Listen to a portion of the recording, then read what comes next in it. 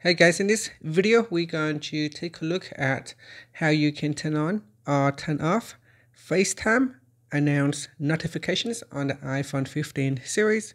First, let's go back to the home screen by swiping up at the bottom of the screen. From the home screen, tap on Settings.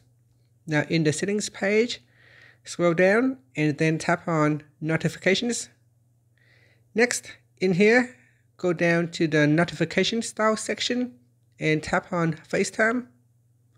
After that, scroll down and go to the Announce section and tap on Announce Notifications.